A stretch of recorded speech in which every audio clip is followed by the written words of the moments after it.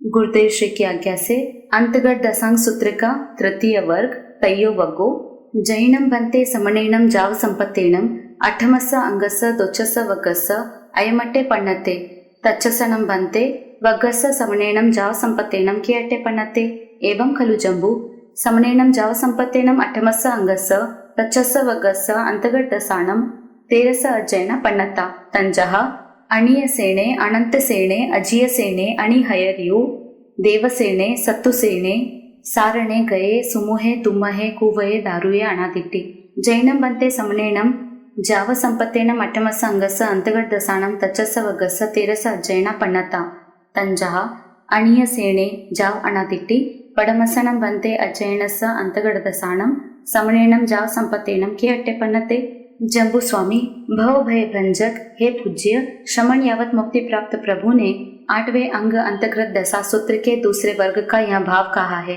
अब हे पूज्य तीसरे वर्ग का श्रमण भगवान महावीर यावत मुक्ति प्राप्त प्रभु ने क्या भाव कहा है।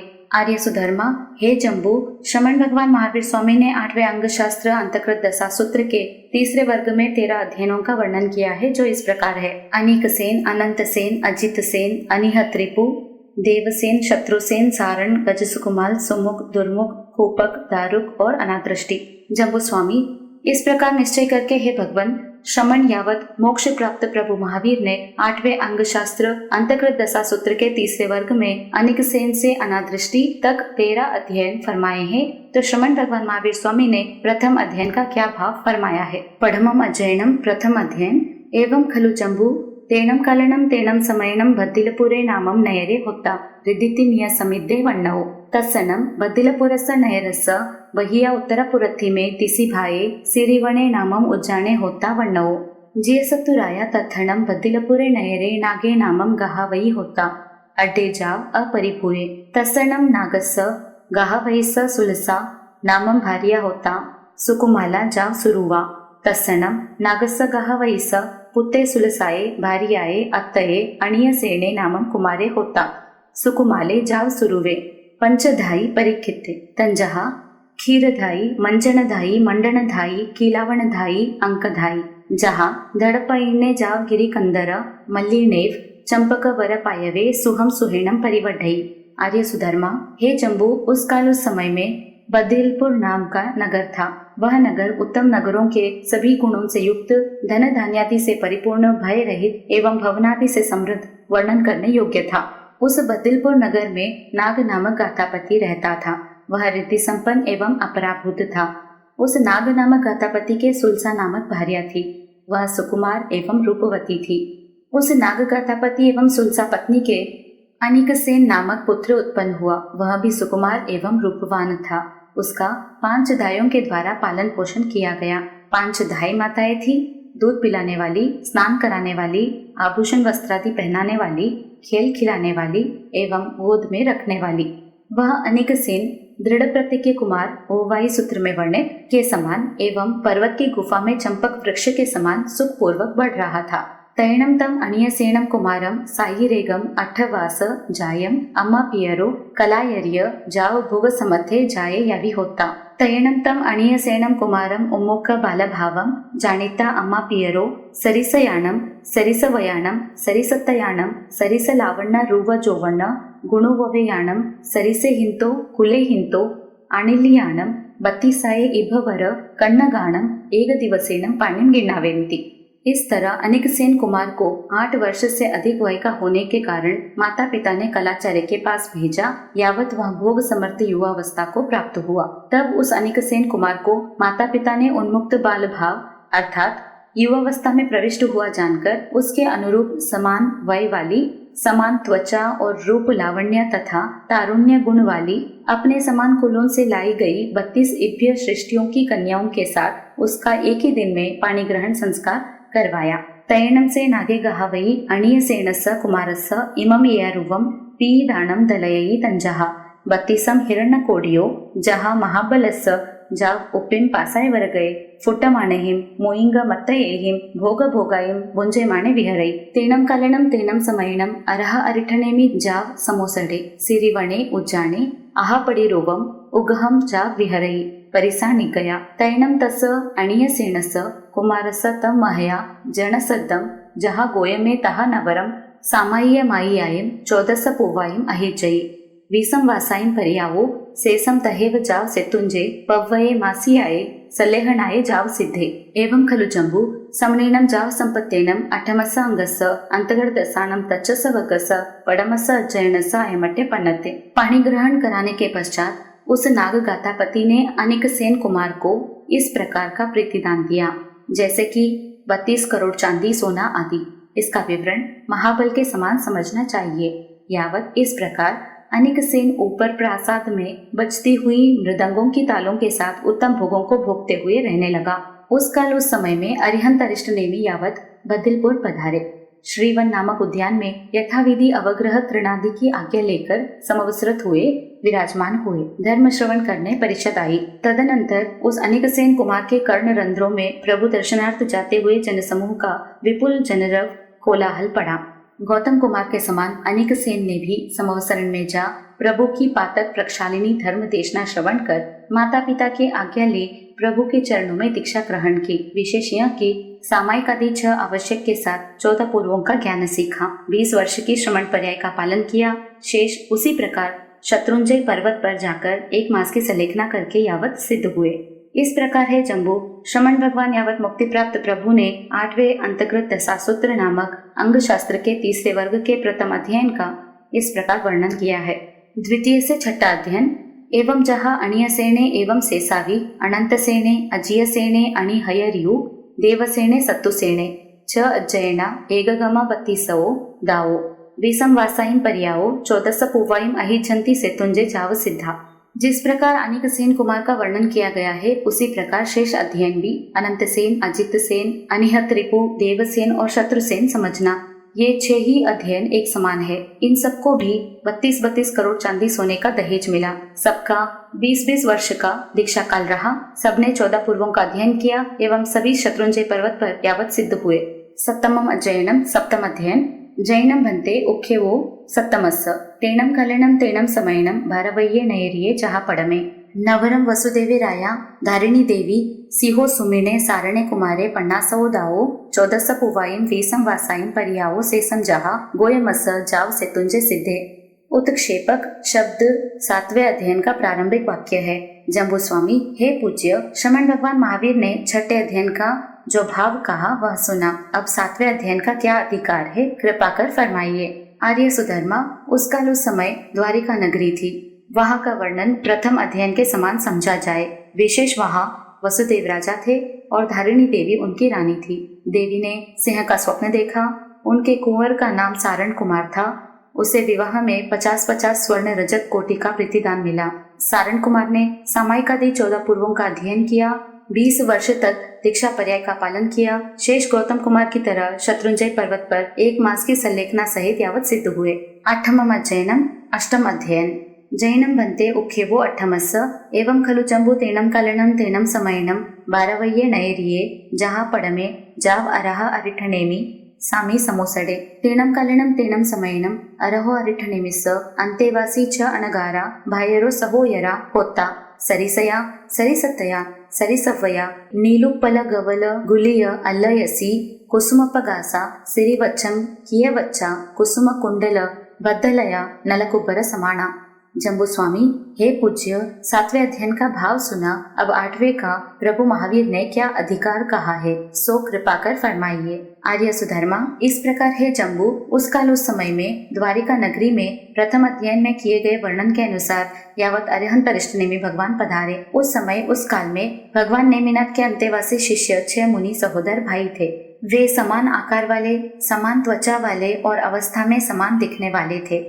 उन सभी के शरीर का रंग नीलकमल, वैसे के सिंग की गुली भीतर भाग और अलसी के फूल जैसा नील आभा वाला था। श्रीवत्स से अंकित वक्षस्थल और कुसुम के समान कोमल एवं कुंडल के समान घुंघराले बालों वाले वे सभी मुनि नलकुबर के समान लगते थे। तैणम ते 6 अणगारा जम चेव दिवसम मुंडा भवेता अगाराओ अणगारियम पवैया तम चेव दिवसम अरहम अरिठनेमिम वंदंती नमम संति वंदिता नमम सिता एवं वयासी इच्छामोणम भन्ते तुभेहिम अबनुनाया समाना जावत् जीवाये छठं छठेणम् अनिकित्तेनं तवोकम्मेणं संजमेनं अपाणं भावेमाणे विहरित्तये अहासुहं देवानुपिया मा पडिबंधं करेह तैणं ते च अनगारा अरहया अरिठनेमिना अबनुनाया समाना जावत् जीवाये छठम छठेणम जा विहरंती। तब दीक्षित होने के पश्चात वे चहो मुनि जिस दिन मुंडित होकर आगार से अणगार धर्म में प्रवर्जित हुए, उसी दिन अरिहंत अरिष्टनेमि को वंदन नमस्कार कर इस प्रकार बोले, हे भगवान, हम चाहते हैं कि आपकी आज्ञा पाकर जीवन पर्यंत निरंतर बेले बेले की तपस्या द्वारा अपने आत्मा को भावित करते हुए विचरण करें।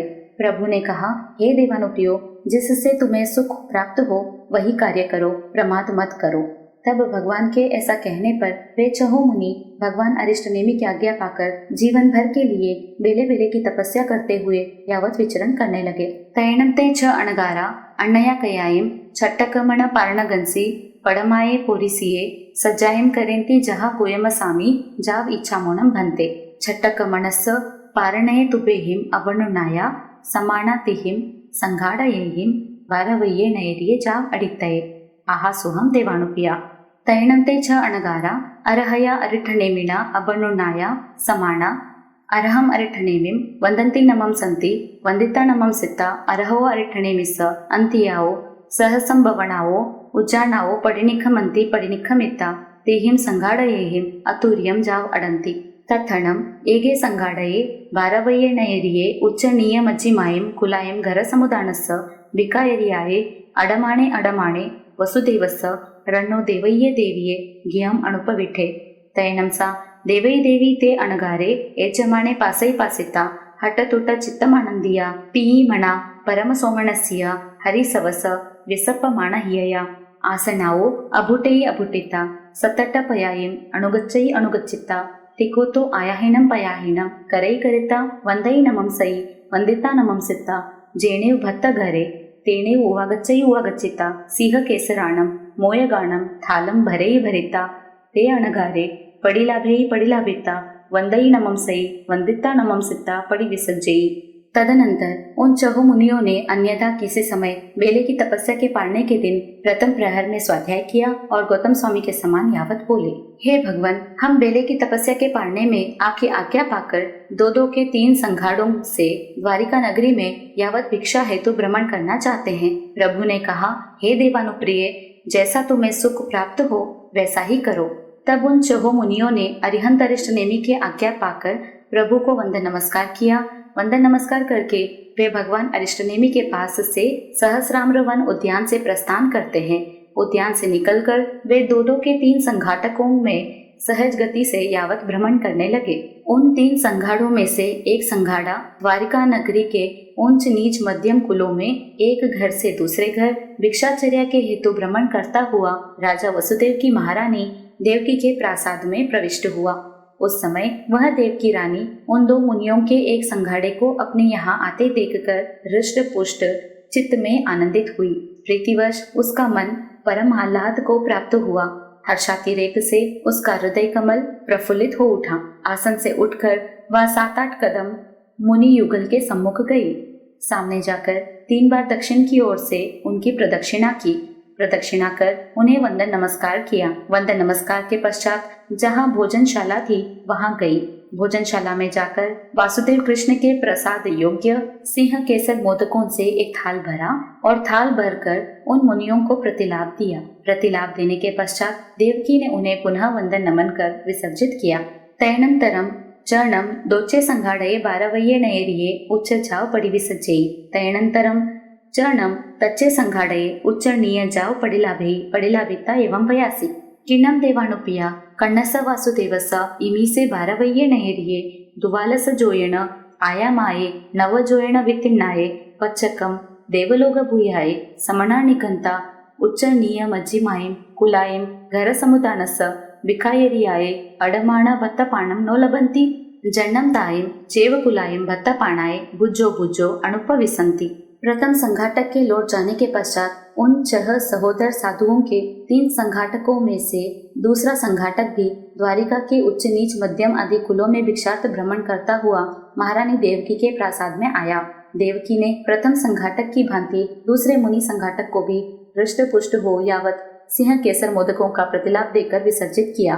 द्वितीय संघाटक के लौट जाने के अनंतर उन मुनियों का तीसरा संघाड़ा भी द्वारिका नगरी के उच्च नीच मध्यम कुलों में भिक्षार्थ भ्रमण करता हुआ महारानी देवकी के प्रासाद में प्रविष्ट हुआ।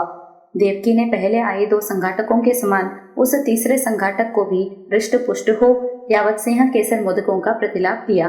प्रतिलाभ देकर महारानी देवकी इस प्रकार बोली, हे देवानुप्रियो, क्या कृष्ण वासुदेव की इस 12 योजन लंबी 9 योजन चौड़ी प्रत्यक्ष स्वर्गपुरी के समान द्वारिका नगरी में भ्रमण करते हुए श्रमण निर्ग्रंथों को उच्च नीच एवं मध्यम कुलों के ग्रह समुदायों से भिक्षार्थ आहार पानी प्राप्त नहीं होता, जिससे कि उन्हें आहार पानी के लिए उन्हीं कुलों में बार बार आना पड़ता है।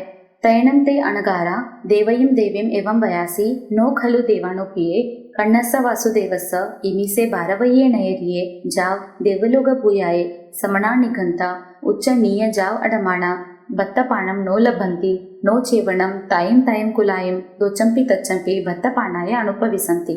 एवं खलु देवानुप्रिये अम्हे बद्दिलपुरे नयरे नागस्स गहावयिस पुत्ता सुलसाये भार्याये अत्तया 6 भायरो सहोदरा सरिसया जाव नलकुब्बर समाना अर्हव अरिठणेमिस अंतिये धमम सोचा निसम संसार भय ओफिका भिया जम मरणाओ उंडा जाव पवैया तैणम अम्हे जम चेव दिवसम पवैया तम चेव दिवसम अर्हम अरिठणेमिम वंदामो नमम सामो वंदिता नमम सिता इमम एयारुवम अभिगहम अभिगिन्नामो इच्छामोनम भन्ते तुबेहिम अबनुनाय समाना जाव अहासुहम देवानुप्रिये तैणम अम्हे अरहया अरिठणेमिना अबनुनाया समाना जावजीवाये छट्टम छट्टेनम जाव विहरामो तम अम्हे अज्ज छट्टकमण पारणगंसी पडमाय पुरिसिये सज्जायम जाव अडमाणा तव गेहम अणुपविठा तम नो खलु देवानुप्रिये ते चेवणम अम्हे अम्हेणम अन्ने देवयीम देवीम एवं वयई वयिता जामेव दिसम पाऊ भूये तामेव दिसम पड़ी गए। देवकी द्वारा इस प्रकार का प्रश्न पूछे जाने पर वे मुनि देवकी देवी से इस प्रकार बोले, हे देवानुप्रिय, ऐसी बात तो नहीं है कि श्री कृष्ण वासुदेव की यावत प्रत्यक्ष स्वर्ग के समान इस द्वारिका नगरी में श्रमण निर्ग्रंथों को उच्च नीच मध्यम कुलों में यावत भ्रमण करते हुए को आहार पानी प्राप्त नहीं होता और न मुनि लोग आहार पानी के लिए उन कुलों में दूसरी तीसरी बार जाते हैं। हे देवानुप्रिय, वास्तव में बात इस प्रकार है, बद्दिलपुर नगर में हम नागगाथापति के पुत्र और उनकी सुलसा भार्या के आत्मज 6 सहोदर भाई है। पूर्णतः समान आकृति वाले यावत नलकूबर के समान हम 6 भाइयों ने अरिहंत अरिष्टनेमि के पास धर्मोपदेश सुनकर और उसे धारण कर संसार के भय से उद्विग्न एवं जन्म मरण से भयभीत होकर मुंडित होकर यावत श्रमण धर्म की दीक्षा ग्रहण की है। तदनंतर हमने जिस दिन दीक्षा ग्रहण की उसी दिन अरिहंत अरिष्टनेमि को वंदन नमन किया और वंदन नमस्कार कर इस प्रकार का अभिग्रह धारण करने की आज्ञा चाही। हे भगवान, आपकी अनुज्ञा पाकर हम जीवन पर्यंत बेले बेले की तपस्या पूर्वक अपनी आत्मा को भावित करते हुए विचरना चाहते हैं। यावत प्रभु ने कहा, देवानुप्रियो, जिससे तुम्हें सुख हो वैसा करो।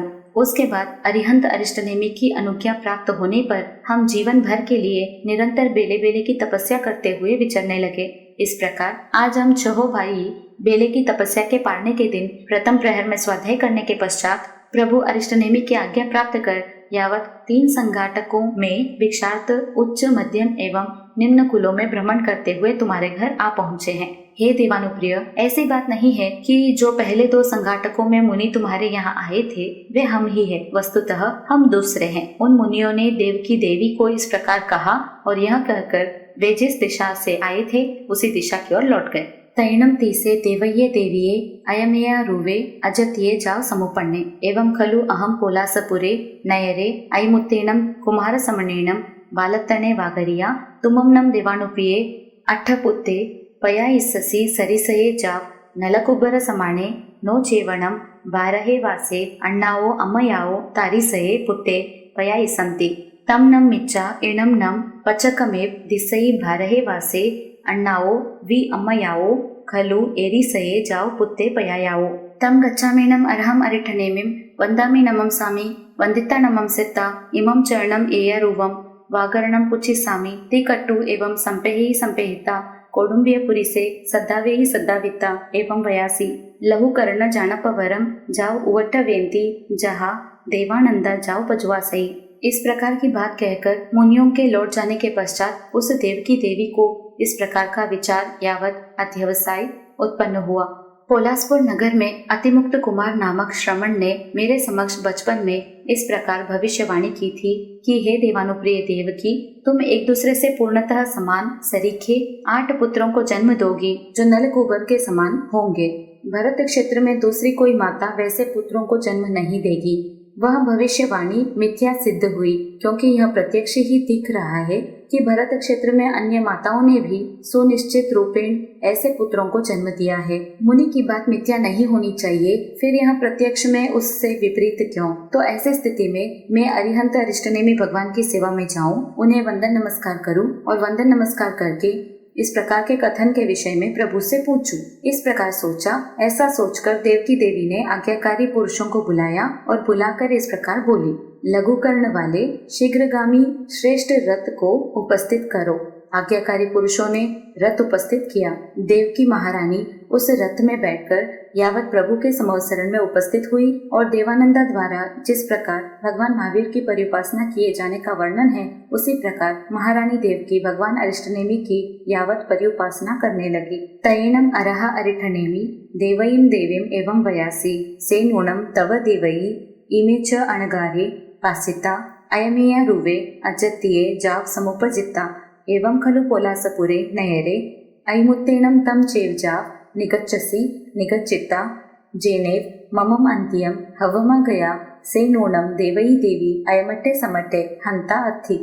एवं खलु देवानुपिये तेनं कालेनं तेनं समयेनं बद्दिलपुरे नयरे नागे नामं गहावई परिवसई अढे तस्सणं नागस्य गहावईस सुलसा नामं भार्या होता सा सुलसा गहावईणी बालत्तने चेर निमित्तियेनं वागर्या एसनं दार्या निंदु भविसई तैनं सा सुलसा बालपभीम चेव हरिणगमेसी देवभत्ता यावी होता। हरिणगमेसी स पडिमं करे करिता कल्ला कल्यम नाया जाव पायचित्ता उल्लपड साडिया महरिहम पुफ्फचनम करे करिता जानुपाय वडिया प्रणामम करे तौ पच्चा आहारेई वा निहारेई वा विहरेई वा। तदनंतर अरहंत अरिष्टनेमी देवकी को संबोधित कर इस प्रकार बोले, हे देवकी, क्या इन 6 साधुओं को देखकर वस्तुतः तुम्हारे मन में इस प्रकार का विचार उत्पन्न हुआ कि पोलासपुर नगर में अतिमुक्त कुमार श्रमण ने तुम्हें 8 अप्रतिम पुत्रों को जन्म देने का जो भविष्य कथन किया था वह मिथ्या सिद्ध हुआ, ऐसा प्रत्यक्ष दिखाई दे रहा है। अतः उस विषय में चर्चा करने के लिए तुम यावत वंदन को निकली और निकलकर शीघ्रता से मेरे पास चली आई हो। हे देवकी, क्या यह बात ठीक है? देवकी ने कहा, हाँ भगवान, ऐसा ही है। प्रभु की दिव्य ध्वनि प्रस्फुटित हुई, हे देवानुप्रिय, उस काल उस समय में बद्दिलपुर नगर में नाग नाम का गातापति रहता था, जो आढ़्य महान रिद्धिशाली था। उस नाग गातापति की सुलसा नामक पत्नी थी। उस सुलसा गातापत्नी को बाल्यावस्था में ही किसी निमित्तज्ञ ने कहा, यह बालिका मृत वत्सा यानी मृत बालकों को जन्म देने वाली होगी। तत्पश्चात यह सुलसा बाल्यकाल से ही हरिणगमेशी देव की भक्त बन गई।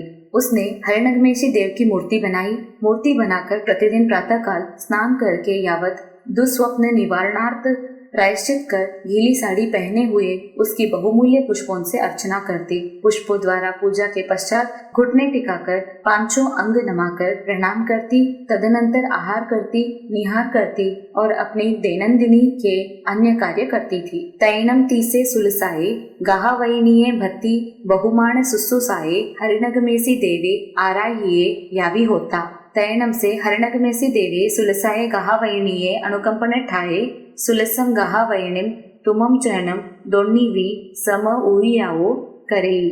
तैनम तुभे दोवी सममेव गभे गिणः सममेव गभे परिवहः सममेव धारये पयायः। तैनम सा सुलसा गाहावैणी विनिहाय मावण्णे दारये पयायी। तैनम से हरिणगमेसी देवे सुलसाये अनुकंपन ठाये विनिहाय मावण्णये दारये करयल संपुडेणम गिण्णै गिण्णिता तव अन्त्यं साहरई। तम समयं चरणं तुम नवन्नं मासाणं सुकुमाल दारये पसवसी। जे वियणं देवानुपिये तव पुत्ता ते विय ताव अन्त्यावो करयल संपुडेणं गिण्णै गिण्णिता सुलसाये गाहावैणीये अन्त्ये साहरई। तम तव चेवणं देवै ए पुत्ता नो चेवनम सुलसाए कहा वैणीय। तत्पश्चात उस सुलसा गाता पत्नी की उस भक्ति बहुमान पूर्वक की गई शुश्रूषा से प्रसन्न होने के पश्चात हरिणगमेशी देव सुलसा गाता पत्नी पर अनुकंपा करने हेतु सुलसा गाथा पत्नी को तथा तुम्हें दोनों को समकाल में ही ऋतुमती रजस्वला करता। तब तुम दोनों समकाल में ही गर्भ का वहन करती और समकाल में ही बालक को जन्म देती। प्रसव काल में वह सुलसा गाता पत्नी मरे हुए बालक को जन्म देती। तब हरिणगमेशी देव सुलसा पर अनुकंपा करने के लिए उसके मृत बालक को दोनों हाथों में लेता और लेकर तुम्हारे पास आता। इधर उस समय तुम भी नवमास का काल पूर्ण होने पर सुकुमार बालक को जन्म देती थी। हे देवानुप्रिय, जो तुम्हारे पुत्र होते उनको भी हरिणगमेशी देव तुम्हारे पास से अपने दोनों हाथों में ग्रहण करता और उन्हें ग्रहण कर सुलसा गाता पत्नी के पास लाकर रख देता था। अतः वास्तव में हे देवकी, ये तुम्हारे ही पुत्र है, सुलसा गाता पत्नी के नहीं है। तैणम सा देवई देवी अरहो अरिठनेमिस अंत्ये एयमठम सोचा सम हटतुठ जाव हियया अरहम अरिठनेमिं वंदई नमम सई वंदिता नमम सित्ता जेनेव ते छ अणगारा तेनेव उवागच्चई उवागच्चिता ते छवि अणगारे वंदई नमम सई वंदिता नमम सित्ता आगय पन्नुय पफुल्ल लोयण कंचुय पडिकित्तिय दरिय वलय बाहा धारहय कलंब पुफगंविव समूसस्य रोमकुव ते छपि अणगारे अणिमिसाये दिठिये पेहमाणि पेहमाणि सुचिरम निरीखई निरीखिता वंदई नमम सई वंदिता नमम सिद्धा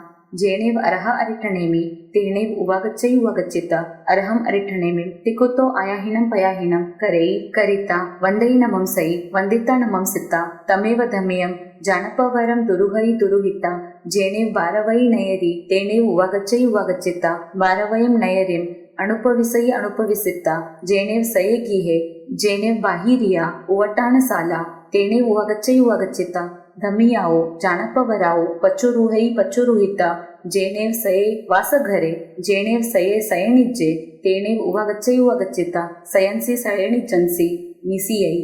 इसके अनंतर उस देवकी ने अरिहंत अरिष्टनेमि के मुखारविंद से इस प्रकार की यह रहस्यपूर्ण बात सुनकर तथा हृदयंगम कर हृष्ट पुष्ट यावत प्रफुल्ल हृदया होकर अरिहंत अरिष्टनेमि भगवान को वंदन नमस्कार किया और वंदन नमस्कार करके वे चहो मुनि जहाँ विराजमान थे वहां आई। आकर उसने उन चहो मुनियों को वंदन नमस्कार किया। उसके बाद उन अनगारों को देखकर पुत्र प्रेम के कारण उसके स्तनों से दूध झरने लगा। हर्ष के कारण उसकी आंखों में आंसू भर आए एवं अत्यंत हर्ष के कारण शरीर फूलने से उसकी कंचुकी की कसें टूट गई और भुजाओं के आभूषण तथा हाथ की चूड़ियां तंग हो गई। जिस प्रकार वर्षा की धारा पड़ने से कदम्ब पुष्प एक साथ विकसित हो जाते हैं, उसी प्रकार उसके शरीर के सभी रोम पुलकित हो गए। वह उन 6 मुनियों को निर्निमेष दृष्टि से देखती हुई चिरकाल तक निरखती रही। तत्पश्चात उसने 6 मुनियों को वंदन नमस्कार किया। वंदन नमस्कार करके जहाँ भगवान अरिष्टनेमि विराजमान थे वहां आई और आकर अरिहंत अरिष्टनेमि को 3 बार दक्षिण तरफ से प्रदक्षिणा करके वंदन नमस्कार किया। वंदन नमस्कार करके उसी धार्मिक श्रेष्ठ रथ पर आरूढ़ हुई। रथारूढ़ हो जहाँ द्वारिका नगरी थी वहां आई और वहां आकर द्वारिका नगरी में प्रविष्ट हुई। देवकी द्वारिका नगरी में प्रवेश कर जहाँ अपने प्रासाद के बाहर की उपस्थानशाला अर्थात बैठक थी वहां आई। वहां आकर धार्मिक रथ से नीचे उतरी। नीचे उतरकर जहां अपना वास गृह था, जहां अपनी शैया थी वहां आई। वहां आकर अपनी शैया पर बैठ गई। तैणम तीसे देवय्ये अयम अजत्ये चिंतिये पथिये मनोगये संकप्पे समुपन्ने एवं खलु अहम सरिसये जाव नलकुब्बर समाने सप्तपुत्ते पयाया नो चेवणम महे एकस वी बालकतनये समनुभूये एसविय नम कण्ठे वासुदेवे चण्डम मासानम ममम अंतियम पायवंदये हवमा गच्छई तम धन्नाओ नम तावो अम्मयाओ जासिम मण्णे नियग कुच्ची संभूयायिम थण दुद्ध लुद्ध यायिम महुर समुल्लावयायिम मम्मण जंपियायिम थणमूल कक्ष देश भागम अभिसरमाणायिम मुद्दयायिम पुणोय कोमल कमलो वमेहिम हत्तेहिम गिण्हिउण उच्चंगे निवेसियायिम देन्ति समुल्लावये सुमहुरे पुणो पुणो मंजुलप्प गणिये अहम नम अधन्ना अपुन्ना एतो एकयरववि न पुत्ता एवं ओहयमण संकप्पा जाव जियायई। उस समय उस देवकी को इस प्रकार का विचार, चिंतन और अभिलाषा पूर्ण मानसिक संकल्प उत्पन्न हुआ कि अहो, मैंने पूर्णतः समान आकृति वाले यावत नलकूबर के समान 7 पुत्रों को जन्म दिया, पर मैंने एक की भी बाल्य क्रीड़ा के आनंद का अनुभव नहीं किया। फिर यह कृष्ण वासुदेव भी 6-6 महीनों के पश्चात मेरे पास चरण वंदन के लिए आता है और वह भी भागता दौड़ता। ऐसी स्थिति में वस्तुतः वे माताएं धन्य है जिनकी अपनी कुक्षी से उत्पन्न हुए स्तनपान के लोभी बालक मधुर आलाप करते हुए, तुतलाती बोली से मन मन बोलते हुए स्तनमूल कक्ष भाग में अभिसरण करते हैं एवं फिर उन मुग्ध बालकों को जो माताएं कमल के समान अपने कोमल हाथों द्वारा पकड़कर गोद में बिठाती है और अपने अपने बालकों से मंजुल मधुर शब्दों में बार बार बातें करती है। मैं निश्चित रूप से अधन्य और पुण्यहीन हूँ, क्योंकि मैंने इनमें से किसी एक पुत्र की भी बाल क्रीड़ा नहीं देखी। इस प्रकार देवकी खिन्न मन से यावत आर्त ध्यान करने लगी। तैणम से कन्ने वासुदेवे नाये जाव विभूषिये देवये देविये पाय वंदये हवम गच्छई। तैणम से कन्ने वासुदेवे देवयीं देवीं पासई पासिता देवये देविये पाय गहनम करई करिता देवयीं देवीं एवं वयासी अन्नयाणम अम्मो तुभे ममं पासिता हट्ट जाव भवः किन्नम अम्मो अज्जतुभे ओहय मण संकप्पा जाव जियायः। तैणम सा देवई देवी कन्नम वासुदेवम एवं वयासी एवं खलु अहम पुत्ता सरिसये जाव समाने सत्तपुत्ते पयाया नो चेवणम मये एगस्स वि बालतने अनुभूये तुमं पीयणम पुत्ता ममं छन्नं छन्नं मासाणं अन्त्यं पाय वंदये हवमा गच्छसि तम दण्डाओ नम ताओ अमयाओ जाव जियामि। उसी समय वहाँ श्री कृष्ण वासुदेव स्नान कर यावत अलंकारों से विभूषित होकर देवकी माता के चरण वंदन के लिए शीघ्रता पूर्वक आए। तब वे कृष्ण वासुदेव देवकी माता के दर्शन करते हैं। दर्शन कर देवकी के चरणों में वंदन करते हैं। उन्होंने अपनी माता को उदास और चिंतित देखा तो चरण वंदन कर देवकी देवी से इस प्रकार पूछने लगे, हे माता जी, पहले तो मैं जब जब आपके चरण वंदन के लिए आता था तब तब आप मुझे देखते ही रुष्ट पुष्ट यावत आनंदित हो जाती थी, पर माँ आप आज उदास चिंतित यावत आर्त ध्यान में निमग्न सी क्यों दिखाई दे रही है? हे माता जी, इसका क्या कारण है? कृपा करके बताइए। कृष्ण द्वारा इस प्रकार का प्रश्न पूछे जाने पर देवकी देवी कृष्ण वासुदेव को इस प्रकार कहने लगी, हे पुत्र, वस्तुतः बात यह है कि मैंने समान आकार यावत समान रूप वाले 7 पुत्रों को जन्म दिया, परंतु मैंने उनमें से किसी एक का भी बाल्यकाल नहीं देखा अथवा बाल लीला का अनुभव नहीं किया। पुत्र, तुम भी 6-6 महीनों के अंतर से मेरे पास चरण वंदन के लिए आते हो, इसलिए मैं ऐसा सोच रही हूँ कि वे माताएं धन्य है, पुण्यशालिनी है, जो अपनी संतान को स्तनपान कराती है, यावत उनके साथ मधुर आलाप संलाप करती है और उनकी बाल क्रीड़ा के आनंद का अनुभव करती है। मैं अधन्य हूँ, अकृत पुण्य हूँ। यही सब सोचती हुई मैं उदासीन होकर इस प्रकार का आत्मध्यान कर रही हूँ। तैणम से कन्ने वासुदेवे देवयीं देवीं एवं वयासी मानम तुभ्ये अम्मो ओहय जाव जियायः अहन्नम तहा वत्तिसामि जहानम ममम सहोयरे कणीयसे भावुये भविष्यै तिकट्टु देवयीं देवीं ताहिं इट्ठाहिं कंताहिं जाव वगुहिं समासासिता तवो पडिनिखमयि पडिनिखमिता जेनेव पोसहसाला तेनेव उवागच्चै उवागच्चिता जहा अभवो नवरम हरिणगमेसिस अट्ठमवत्तम पगिनई जाव अंजलिम कट्टु एवं वयासी इच्छामिणम देवानुप्रिय मम सहोयरम कणीयसम भावुयम विदिनम। माता की यह बात सुनकर श्री कृष्ण वासुदेव देवकी महारानी से इस प्रकार बोले, हे माता जी, आप उदास अथवा चिंतित होकर अब आर्त ध्यान मत करो। मैं ऐसा प्रयत्न करूंगा कि जिससे मेरे एक सहोदर छोटा भाई उत्पन्न हो। इस प्रकार कहकर श्री कृष्ण ने देवकी माता को प्रिय, अभिलाषित, मधुर एवं इष्ट यावत कांत वचनों से धैर्य बंधाया, आश्वस्त किया। इस प्रकार अपनी माता को आश्वस्त कर श्री कृष्ण अपनी माता के प्रासाद से निकलकर जहाँ पौषधशाला थी वहाँ आए। पौषधशाला में आकर जिस प्रकार अभय कुमार ने अष्टम भक्त तब तेला स्वीकार करके अपने देवता की आराधना की थी, उसी प्रकार श्री कृष्ण वासुदेव भी तेला करके हरिणगमेशी देव की आराधना करने लगे। आराधना से आकर्षित होकर हरिणगमेशी देव श्री कृष्ण के सम्मुख उपस्थित हुआ और श्री कृष्ण वासुदेव से बोला, हे देवानुप्रिय, आपने मुझे क्यों याद किया? मैं उपस्थित हूँ, कहिए आपका क्या मनोरथ है? मैं आपका क्या शुभ कर सकता हूँ।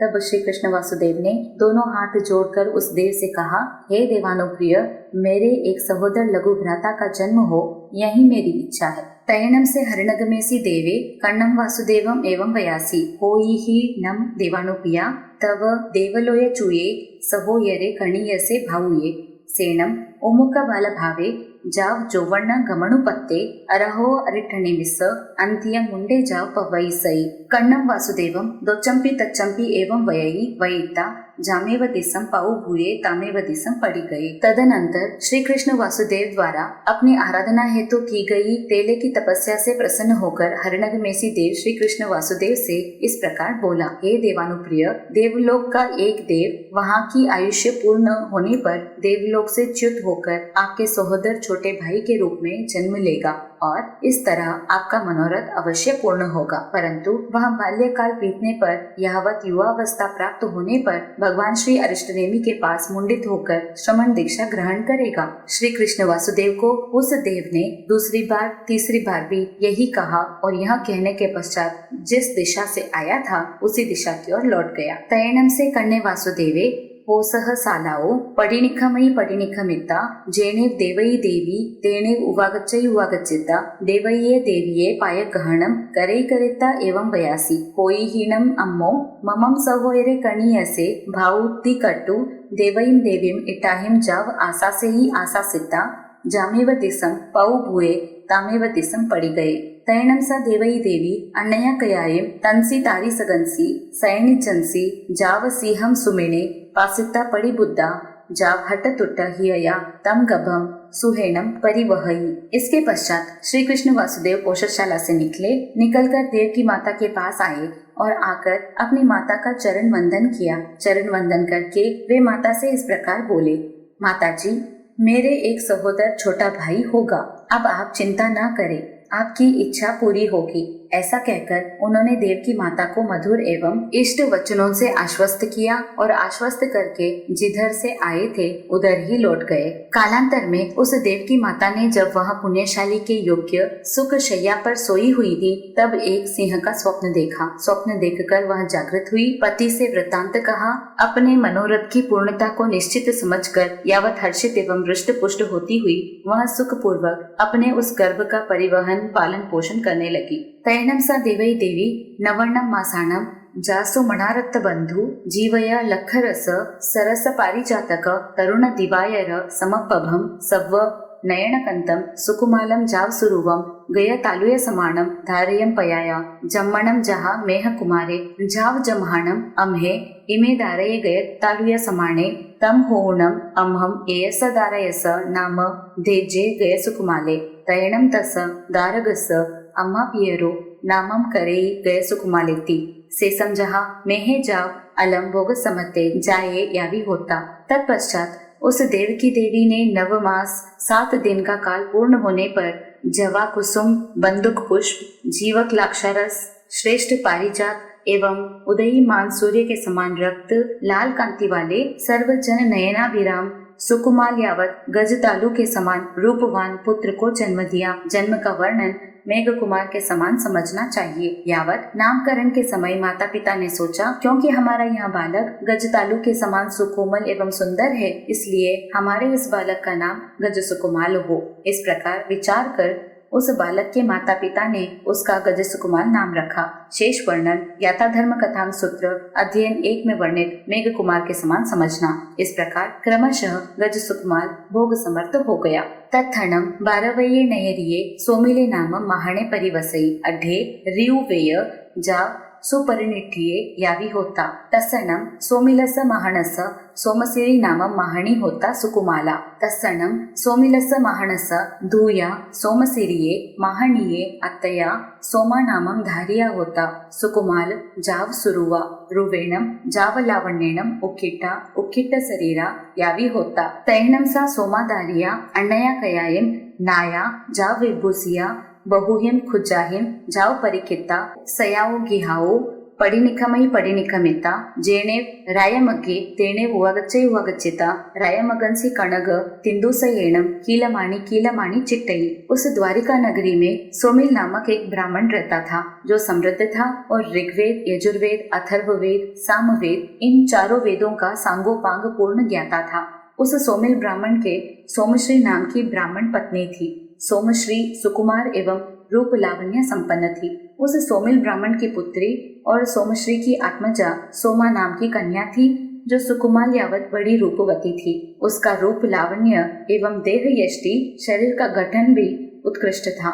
तब वह सोमा कन्या अन्य किसी दिन स्नान कर यावत वस्त्रालंकारों से विभूषित हो बहुत सी कुब्जा आदि दासियों से घिरी हुई अपने घर से बाहर आई। घर से बाहर निकलकर जहाँ राजमार्ग था वहां आई और राजमार्ग में सुवर्ण तारों से गठित गेंद से खेलती खेलती खेल में निमग्न हो गई। तेणम कालिनम तेणम समयनम अर्हा अरिठनेमी समोसडे परिसा निग गया।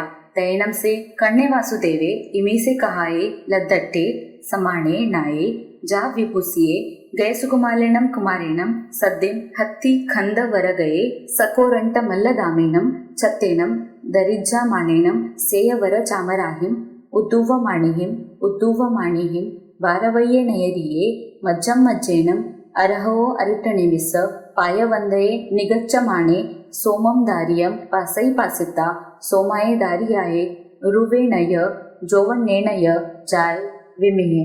उस काल उस समय में अरिहंत अरिष्टनेमी द्वारिका नगरी पधारे। परिषद धर्म कथा सुनने को आई।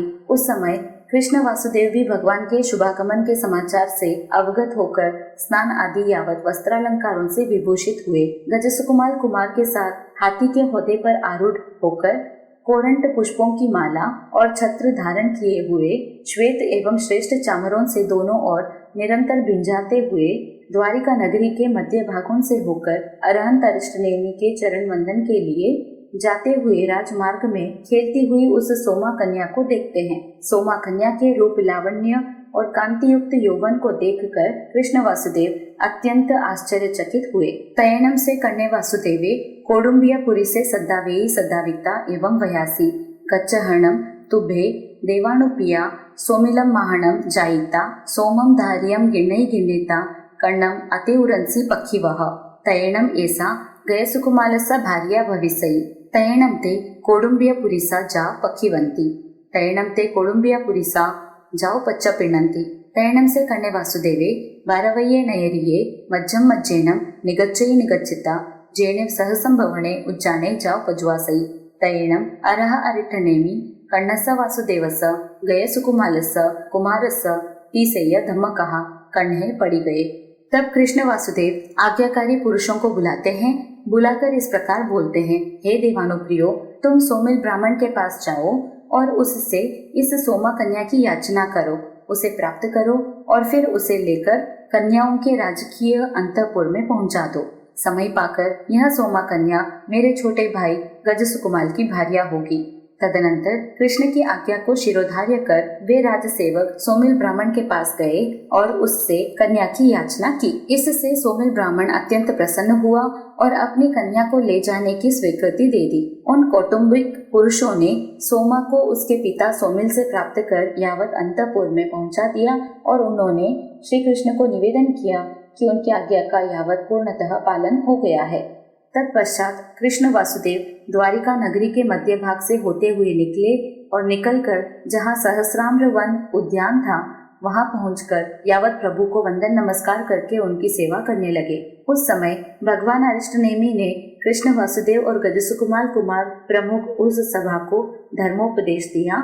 प्रभु की अमोघ वाणी सुनने के पश्चात कृष्ण अपने आवास को लौट गए। तयणम से गए सुकुमाले कुमारे अरहो अरिठनेमिस अंतिम धम्मम सोचा जम नवरम अम्मा पियरम आपुछामी जहाँ में है जम नवरम महिलिया वज्जम जा वड्डिये कुले। तयणम से कन्या वासुदेवे इमी से कहाय लद्धट्टे समाने जेने गए सुकुमाले कुमारे तेने हुवगच्चई हुवगच्चिता गए सुकुमालम कुमारम आलिंगई अलिंगिता उच्चंगे निवेसई निवेसिता एवं वयासी तुमम ममम सहोयरे कणीयसे भाया तम माणम देवानुपिया ईयाणिम अरवो अरिठनेमिस अंतिये मुंडे जा पवयाही अहं बारवये नयरिये महया रायाभिषेकेण अभिसिंचिसामि। तैणम से गए सुकुमाले कुमारे कर्णेणम वासुदेवेणम एवं वोते समाने तुसी लिए संचित है। प्रभु का धर्मोपदेश सुनकर श्री कृष्ण तो लौट गए, किंतु वे गजसुकुमाल कुमार भगवान अरिष्टनेमि से इस प्रकार बोले, हे भगवान, माता पिता की आज्ञा लेकर मैं आपके पास श्रमण धर्म ग्रहण करूंगा। इस प्रकार ज्ञाथा धर्म कथांग सूत्र अध्ययन 1 में वर्णित मेघ कुमार के समान भगवान को निवेदन करके गजसुकुमाल अपने घर आए और माता पिता के सामने अपने विचार प्रकट किए। माता पिता ने दीक्षा लेने के उनके विचार सुनकर गजसुकुमाल से कहा, हे पुत्र, तुम हमें बहुत प्रिय हो, हम तुम्हारा वियोग सहन नहीं कर सकेंगे। अभी तुम्हारा विवाह भी नहीं हुआ है, इसलिए तुम पहले विवाह करो। विवाह करके कुल की वृद्धि करके संतान को अपना दायित्व सौंपकर फिर दीक्षा ग्रहण करना। तदनंतर कृष्ण वासुदेव गजसुकुमाल के विरक्त होने की बात सुनकर गजसुकुमाल के पास आए और आकर उन्होंने गजसुकुमाल का स्नेह से आलिंगन किया। आलिंगन करके गोद में बिठाया। गोद में बिठाकर इस प्रकार बोले, हे देवानुप्रिय, तुम मेरे सहोदर छोटे भाई हो, इसलिए मेरा तुमसे कहना है कि इस समय भगवान अरिष्टनेमि के पास मुंडित होकर यावत दीक्षा ग्रहण मत करो। मैं द्वारिका नगरी में बहुत बड़े समारोह के साथ तुम्हें राज्याभिषेक से अभिषिक्त करूंगा। तब गजसुकुमाल कुमार कृष्ण वासुदेव द्वारा ऐसे कहे जाने पर मौन रहे।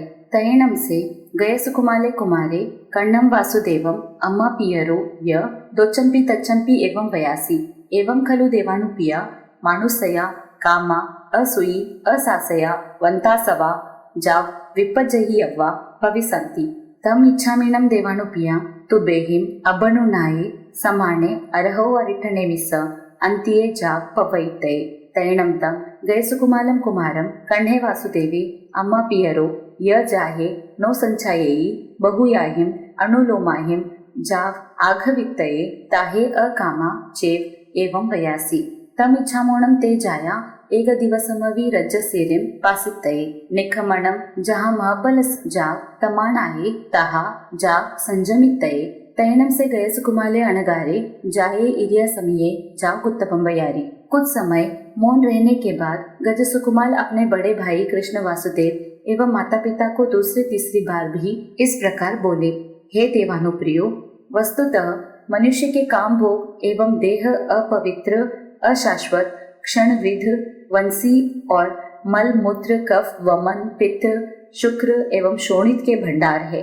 यह मनुष्य शरीर और ये उसके काम भोग अस्थिर है, अनित्य है एवं सडन गलन तथा विध्वंसी होने के कारण आगे पीछे कभी न कभी अवश्य नष्ट होने वाले हैं। एक दिन देर सवेर ये छूटने वाले हैं। इसलिए हे देवानुप्रियो, मैं चाहता हूँ कि आप सबकी आज्ञा मिलने पर भगवान अरिष्टनेमि के पास प्रव्रज्या श्रमण दीक्षा ग्रहण कर लो। तदनंतर गजसुकुमाल कुमार को कृष्ण वासुदेव और माता पिता जब बहुत सी अनुकूल और स्नेह भरी युक्तियों से भी समझाने में समर्थ नहीं हुए, तब निराश होकर श्री कृष्ण एवं माता पिता इस प्रकार बोले, यदि ऐसा ही है तो हे पुत्र, हम एक दिन की तुम्हारी राजश्री राजलक्ष्मी देखना चाहते हैं, इसलिए तुम कम से कम एक दिन के लिए तो राज्यलक्ष्मी को स्वीकार करो। माता पिता एवं बड़े भाई के इस प्रकार अनुरोध करने पर गजसुकुमाल चुप रहे। इसके बाद बड़े समारोह के साथ उनका राज्याभिषेक किया गया। गजसुकुमाल के राजगद्दी पर बैठने पर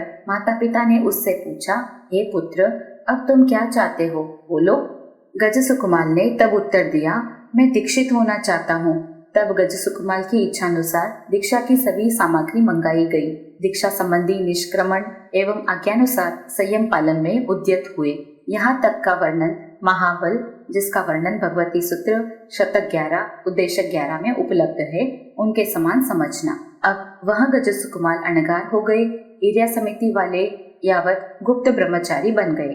तहेणम से गए सुकुमाले अनगारे जमचेव दिवसम पवये तस्सेव दिवसस्य पुव्वावरणः कालसमयंसि जेनेव अर्हा अरिठनेमि तीर्णेव उवागच्चयुवागच्चिता अर्हम अरिठनेमिं तिकुतो आयाहीनं पयाहीनं करैकरिता एवं वयासी इच्छामिनं भन्ते तुभ्यहिम अपनुनाये समाने महाकालंसि सुसाणंसि एगराय्यं महापरिमं उवसंपचित्तानं विहरितये आहा सुहम देवानुपिया।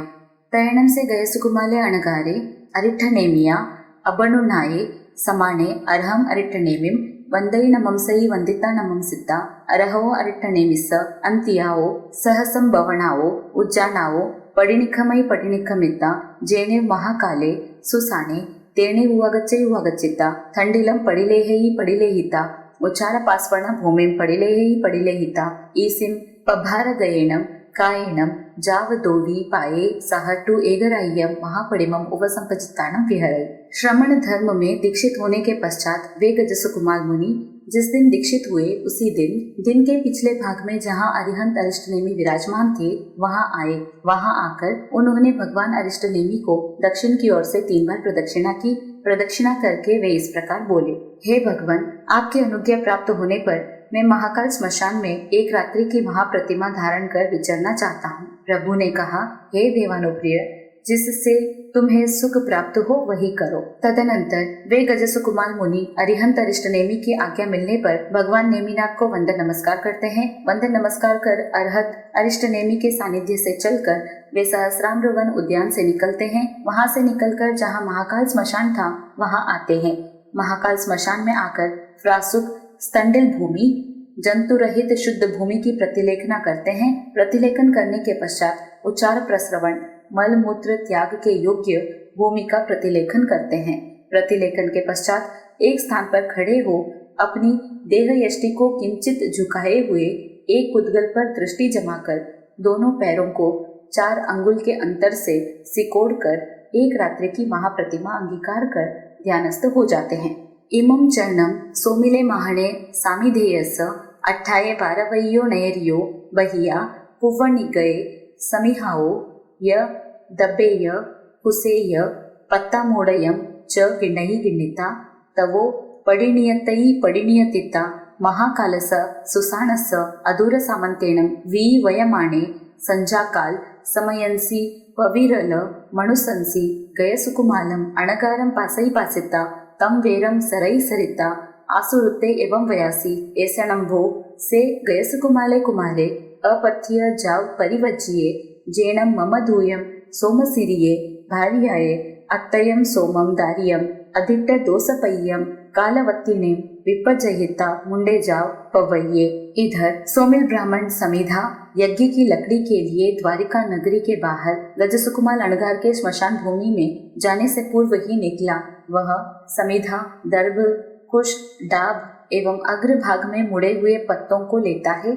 उन्हें लेकर वहां से अपने घर की तरफ लौटता है। लौटते समय महाकाल स्मशान के निकट न अति दूर न अति पास से जाते हुए संध्याकाल की वेला में जबकि मनुष्यों का गमनागमन नहीं के समान हो गया था, वह गजसुकुमार मुनि को वहां ध्यानस्थ खड़े देखता है। उन्हें देखते ही सोमिल के हृदय में पूर्व जन्म के वैर का स्मरण हुआ। पूर्व जन्म के वैर को स्मरण करके वह क्रोध से तमतमा उठा और इस प्रकार बुदबुदाया, बड़बड़ाया, अरे यह तो वही अप्रार्थनीय का प्रार्थी, मृत्यु की इच्छा करने वाला, यावत निर्लज्ज एवं श्री कांति आदि से हीन गजसुकुमार कुमार है, जो मेरी सोमश्री भार्या की कुक्षी से उत्पन्न यौवन अवस्था को प्राप्त मेरी निर्दोष पुत्री सोमा कन्या को अकारण ही छोड़कर मुंडित हो यावत श्रमण बन गया है। तम सेयम खलु मम गयसुकुमालस्य वैरनिज्जायणं करितये एवं संपेहि संपेहिता दिशा पडिलेहणं करई करिता सरसं मट्टियं गिण्णै गिण्णिता जेणे गयसुकुमाले अणगारे तेणे उवागच्चै उवागच्चिता गयसुकुमालस्य अणगारस्य मत्थये मट्टियाये पालिं बन्धै बन्धिता जलन्तियो चिययाओ फुल्लिय किंसुय समाने खैरंगारे कहल्लेणं गिण्णै गिण्णिता गयसुकुमालस्य अणगारस्य मत्थये पक्षिवै पक्षिवित्ता भीये तवो क्षिप्पमेव अवक्कमै अवक्कमित्ता जामेव दिशं पाओ भूये तामेव दिशं पड़ी गए। इसलिए निश्चय ही गजसुकुमार से इस वैर का बदला लेना चाहिए। इस प्रकार सोमिल ने सोचा। सोचकर सब दिशाओं की ओर देखता है कि कहीं कोई उसे देख तो नहीं रहा है। चारों तरफ देखता हुआ पास के ही तालाब से थोड़ी गीली मिट्टी लेता है। गीली मिट्टी लेकर वहां आता है। वहां आकर गजसुकुमार मुनि के सिर पर उस मिट्टी से चारों तरफ पाल बांधता है। पाल बांधकर पास में ही कहीं जलती हुई चिता में से फूले हुए केसों के समान धधकते हुए लाल लाल खेर के अंगारों को किसी खप्पर या फूटे हुए मिट्टी के बर्तन के टुकड़े में रखकर उन गजसुकुमाल मुनि के सिर पर रखने के बाद इस भय से कि कहीं कोई देख न ले, भयभीत होकर वह सोमिल शीघ्रता से पीछे की ओर हटा और वहां से भागता हुआ जिस ओर से आया था उसी ओर चला गया। तैणम तस्य गयसुकुमालस्य अणगारस्य शरीरयंसी वेयेण पाउ भूया उज्ज्वला जाव दुरहियासा। तैणम से गयसुकुमाले अणगारे सोमिलस्य महानस्य मनसावी अपदुस्समाने तम उज्ज्वलं जाव अहियासेयि। तैणम तस्य गयसुकुमालस्य अणगारस्य तम उज्ज्वलं जाव अहियासे मानस्य शुभेणं परिणामेणं पसत्तज्ज वसानेणं तयावर निजानं कम्माणं खयेणं कम्मरय विकीर्णकरम् अपूर्वकरणम् अनुपविट्टस्य अनन्ते अनुत्तरे जाव केवल वरनाणदंसने समुपन्ने तौ पच्चा सिद्धे जावपहीणे तत्थणम् आहा सन्निहियेहिं देवेहिं सम्मम् आराहियन्ति कट्टु दिव्ये सुरभिगन्धोदये हुट्टे दशद्धवर्णे कुसुमे निवाइये चेलुखेवे कये दिव्येय गीय गंधर्व निर्णाये कये यावी होता। सिर पर उन ज्वाज्वल्यमान अंगारों के रखे जाने से गजसुकुमाल मुनि के शरीर में महाभयंकर वेदना उत्पन्न हुई, जो अत्यंत दाहक यावत दुस्सह थी। इतना होने पर भी वे गजसुकुमाल मुनि सोमिल ब्राह्मण पर मन से लेश मात्र भी द्वेष नहीं करते हुए उस एकांत दुख रूप वेदना को यावत समभाव से सहन करने लगे। उस समय उस एकांत दुखपूर्ण दुस्सह दाहक वेदना को समभाव से सहन करते हुए शुभ परिणामों तथा प्रशस्त शुभ अध्यवसायों भावनाओं के फलस्वरूप आत्मगुणों पर भिन्न भिन्न रूपों वाले तद तद आवरणीय कर्मों के क्षय से समस्त कर्म रज को झाड़कर साफ कर देने वाले कर्म विनाशक अपूर्व करण में प्रविष्ट हुए, जिससे उन गजसुकुमाल अणगार को अनंत अंत रहित अनुत्तर यावत सर्वश्रेष्ठ निर्व्याघात निरावरण एवं परिपूर्ण केवल ज्ञान एवं केवल दर्शन की उपलब्धि हुई। तत्पश्चात आयुष्य पूर्ण हो जाने पर वे उसी समय सिद्ध बुद्ध यावत सभी दुखों से मुक्त हो गए। इस तरह सकल कर्मों के क्षय होने से वे गजसुकुमाल अणगार कृत्य बनकर सिद्ध पद को प्राप्त हुए।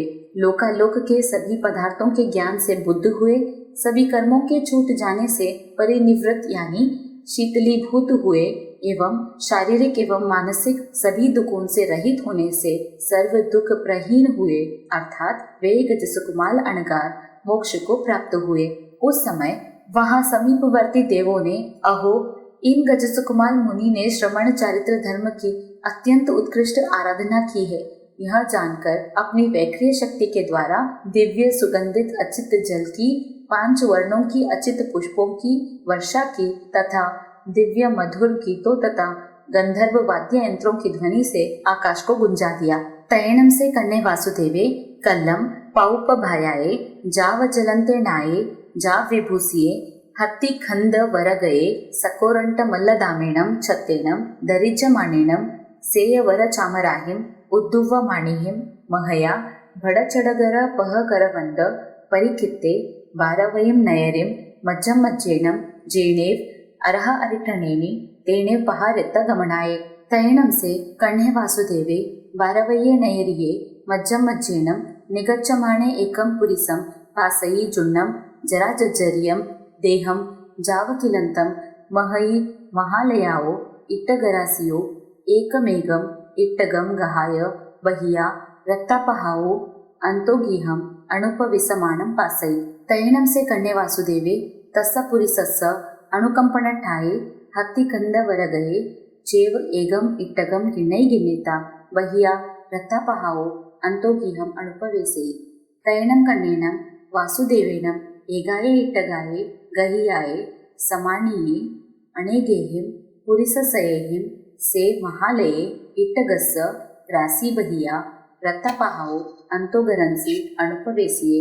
उस रात्रि के व्यतीत होने पर दूसरे दिन सूर्योदय की वेला में कृष्ण वासुदेव स्नान कर वस्त्रालंकारों से विभूषित हो श्रेष्ठ गंध हस्ती पर आरूढ़ होकर कोरंट पुष्पों की माला एवं छत्र धारण किए हुए श्वेत एवं उज्जवल चामर अपने दाएं बाएं ढुलवाते भिंजाते हुए अनेक बड़े बड़े योद्धाओं के समूह से घिरे हुए द्वारिका नगरी के राजमार्ग से होते हुए जहाँ भगवान अरिष्टनेमि विराजमान थे वहाँ के लिए रवाना हुए। तब उन कृष्ण वासुदेव ने द्वारिका नगरी के मध्य भाग से जाते समय एक पुरुष को देखा जो अतिवृद्ध, जरा से जर्जरित यावत अति क्लांत अर्थात कुमलाया हुआ एवं थका हुआ था।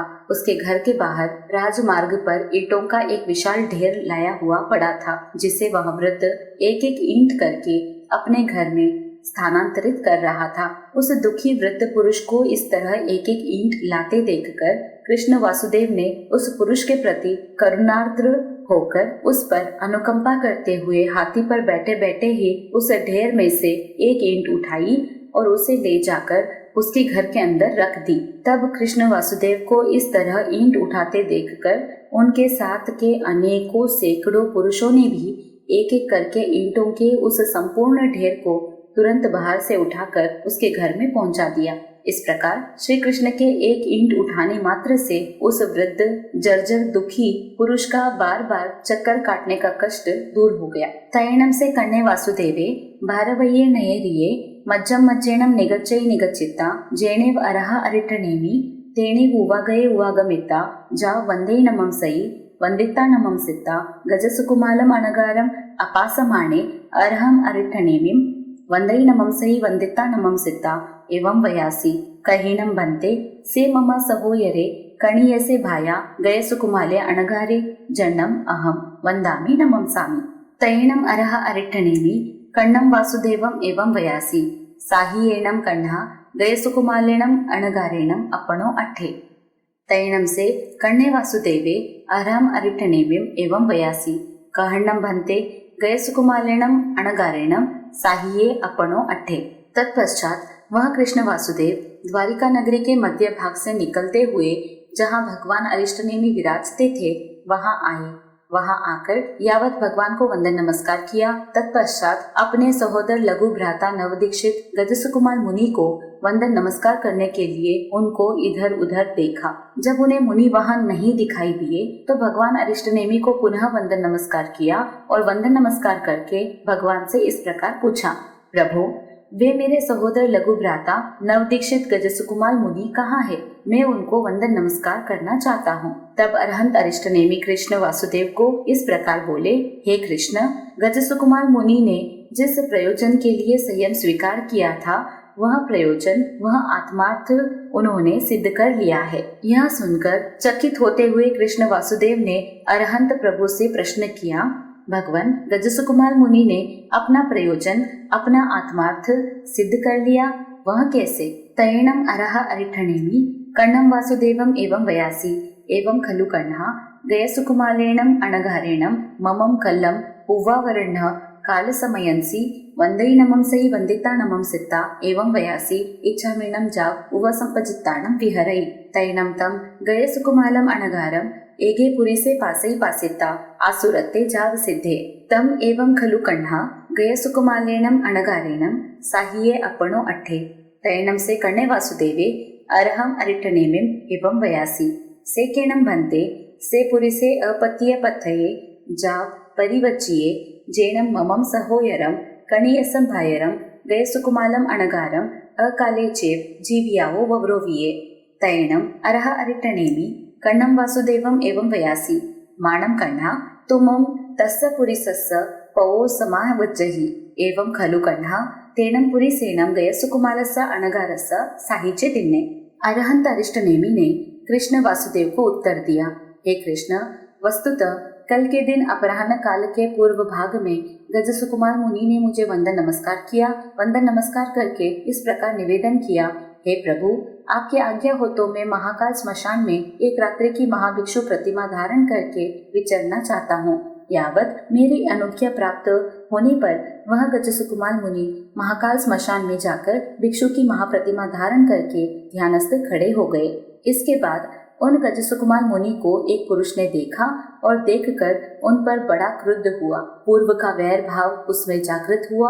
वह क्रोध एवं वैर से प्रेरित होकर पास के तालाब से गीली मिट्टी लाया और उन गजसुकुमाल अणगार के सिर पर चारों ओर उस मिट्टी से पाल बांधी। फिर पास में ही जलती हुई किसी की चिता में से धधकते हुए लाल लाल अंगारों को किसी खप्पर या फूटे हुए मिट्टी के बर्तन के टुकड़े में भरकर उन अणगार के सिर पर बांधी गई उस मिट्टी की पाल में डाल दिया। इससे मुनि को असह्य वेदना हुई, परंतु फिर भी उन्होंने मन से भी उस घातक पुरुष के प्रति किंचित मात्र भी द्वेष भाव नहीं किया।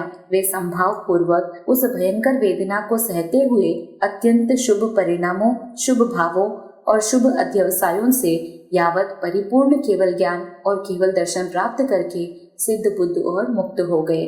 इस प्रकार हे कृष्ण, उन गजसुकुमाल मुनि ने अपना प्रयोजन सिद्ध कर लिया, अपना आत्म कार्य सिद्ध कर लिया।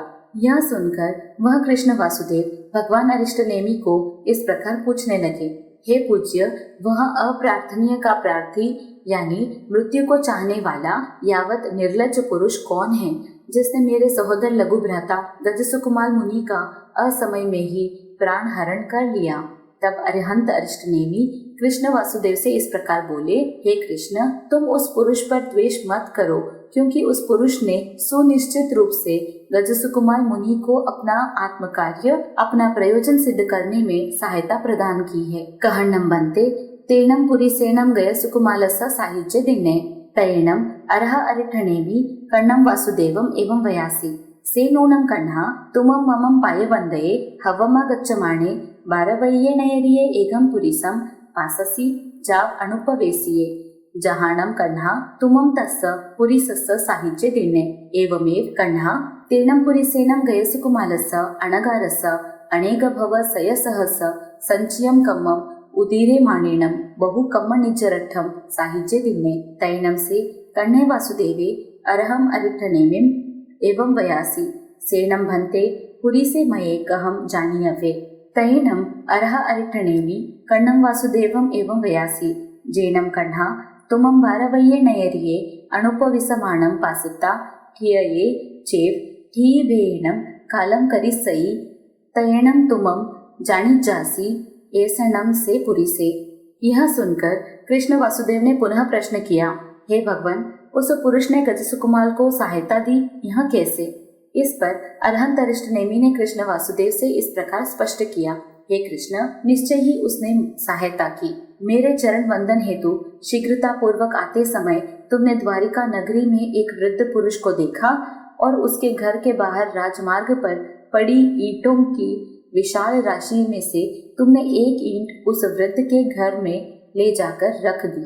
तुम्हें एक ईंट रखते देखकर तुम्हारे साथ के सब पुरुषों ने भी उन ईंटों को उठा उठाकर उस वृद्ध के घर पहुंचा दिया और ईंटों की वह विशाल राशि इस तरह तत्काल राजमार्ग से उठकर उस वृद्ध के घर में चली गई। इस तरह तुम्हारे इस सत्कर्म से उस वृद्ध पुरुष का उस ढेर की एक एक ईंट उठाकर लाने का कष्ट दूर हो गया। हे कृष्ण, वस्तुतः जिस तरह तुमने उस पुरुष का दुख दूर करने में उसकी सहायता की, उसी तरह हे कृष्ण, उस पुरुष ने भी अनेकानेक लाखों भवों के संचित कर्म की राशि की उदीर्णा करने में संलग्न गजसुकुमाल मुनि को उन कर्मों की संपूर्ण निर्जरा करने में सहायता प्रदान की है। तदनंतर कृष्ण वासुदेव ने अरहंत अरिष्टनेमि से इस प्रकार पूछा, हे भगवान, मैं उस पुरुष को किस प्रकार जान अथवा पहचान सकूंगा?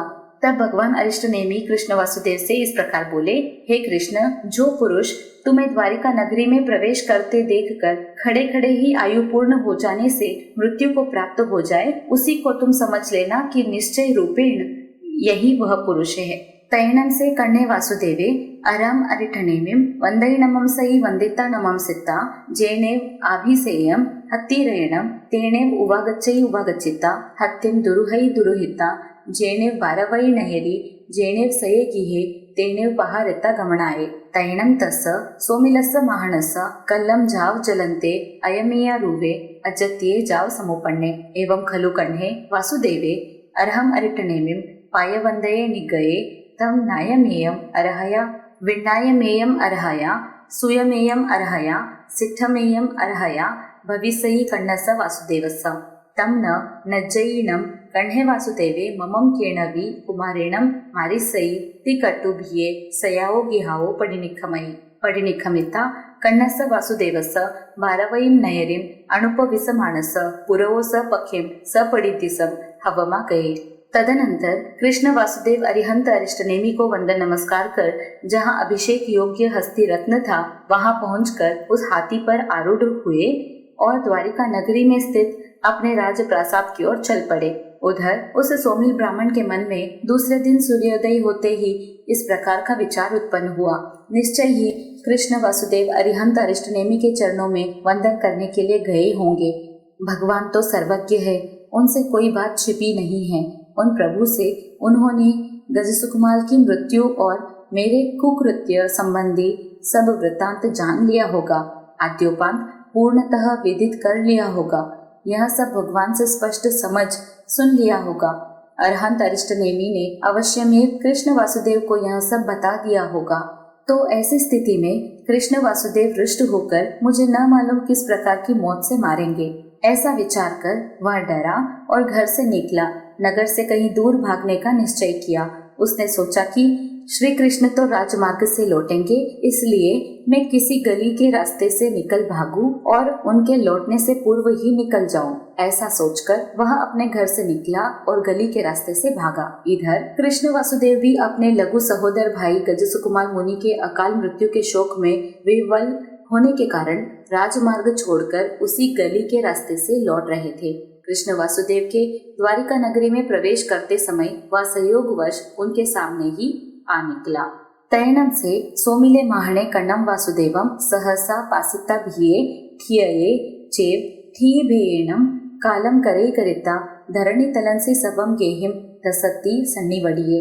तैणम से कण्णे वासुदेवे सोमिलम माहणम पासई पासिता एवं वयासी एस नंभो देवानुपिया से सोमिले माहणे अपत्य पथये जाव परिवज्जिये जेन ममम सहोदरे कणीयसे भायरे गयसुकुमाले अणघारे अकाले चेव जीवियावो वव्रोविये तिकट्टु सोमिलम माहणम पाणेहिम कड्ढावेयि कड्ढाविता तम भूमिम पाणियेणम अभुक्कावेयि अभुक्काविता जेनेव सये गिहे तेने उवा गए सयम गिहम अनुपविठे एवं खलु जम्बू समनेन भगवयं जाव संपत्तेनम अठमस्य अंगस्य अंतगढ़ दसानम तच्छस्य वक्स्य अठमस्य अजयनस्य अयमटे पन्नते। तब उस समय वह सोमिल ब्राह्मण कृष्ण वासुदेव को सहसा सम्मुख देखकर भयभीत हुआ और जहाँ का तहाँ स्तंभित खड़ा रह गया और वहीं खड़े खड़े ही स्थिति भेद से अपना आयुष्य पूर्ण हो जाने से सर्वांग शिथिल हो वह सोमिल धस शब्द करते हुए मरकर वहीं भूमि तल पर गिर पड़ा। उस समय कृष्ण वासुदेव ने सोमिल ब्राह्मण को मरकर गिरता हुआ देखा और देखकर इस प्रकार बोले, अरे ओ देवानुप्रियो, यही वह अप्रार्थनीय को चाहने वाला, मृत्यु की इच्छा करने वाला तथा लज्जा एवं शोभा से रहित सोमिल ब्राह्मण है जिसने मेरे सहोदर छोटे भाई गजसुकुमाल मुनि को असमय में ही काल का ग्रास बना डाला। ऐसा कहकर कृष्ण वासुदेव ने सोमिल ब्राह्मण के उस शव को चांडालों द्वारा घसीटवाकर नगर के बाहर फेंकवा दिया और उस शव से स्पर्श की गई भूमि को पानी से धुलवाया। उस भूमि को पानी से धुलवाकर कृष्ण वासुदेव अपने राज प्रासाद में प्रविष्ट हुए। इस प्रकार हे जम्बू, श्रमण भगवान महावीर ने जो कि सिद्ध बुद्ध मुक्त है 8वें अंग के 3रे वर्ग के 8वें अध्ययन का यह भाव फरमाया है। नवमम अध्ययनम, नवम अध्ययन, नवमस्स उख्यवो एवं खलु जम्बू तेनम कालनम तेनम समयनम बारवय्ये नयरिये जहाँ पड़मे जा विहरई तत्थनम बारवय्ये बलदेवे नामम राया होता वन्नवो तस्सनम बलदेवस्य रन्नो धारिणी नामम देवी होता वन्नवो तैणम सा धारिणी सिंहम सुमिने जहाँ गोये में नवरम सुमोहे नामम कुमारे पन्नासम कन्नावो पन्नासम दावो 14 पुवाईम अहिजई 20 वासाईम परियावो सेसम तम चेव जाव सेतुंजे सिद्धे निखेवो। यहाँ उत्क्षेपक शब्द के प्रयोग से आशय समझना चाहिए कि श्री जम्बू स्वामी अपने स्वामी सुधर्मा से पूर्वानुसार फिर आगे पूछते हैं कि हे भगवान, श्रमण भगवान महावीर स्वामी ने अंतर्गत दशांग सूत्र के 3रे वर्ग के 8वें अध्ययन के जो भाव कहे वे मैंने आपसे सुने। हे भगवान, अब आगे 9वें अध्ययन में उन्होंने क्या भाव फरमाए हैं सो कृपा कर फरमावे। श्री सुधर्मा स्वामी कहते हैं, हे जम्बू, उस काल उस समय में द्वारिका नाम की नगरी थी जिसका वर्णन पूर्व में दिया जा चुका है। एक दिन भगवान अरिष्टनेमि तीर्थंकर परंपरा से विचरते हुए उस नगरी में पधारे। द्वारिका नगरी में बलदेव नाम के राजा थे। उनकी रानी का नाम धारिणी था। वह अत्यंत सुकोमल, सुंदर एवं गुण संपन्न थी।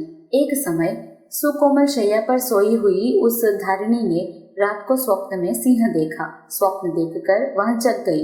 उसी समय अपने पति के पास जाकर स्वप्न का वृत्तांत उन्हें सुनाया। गर्भ समय पूर्ण होने पर स्वप्न के अनुसार उनके यहाँ एक पुण्यशाली पुत्र हुआ। इसके जन्म, बाल्यकाल आदि का वर्णन गौतम कुमार के समान समझना। विशेष में उस बालक का नाम सुमुख रखा गया। युवा होने पर 50 कन्याओं के साथ उसका पाणी ग्रहण संस्कार हुआ।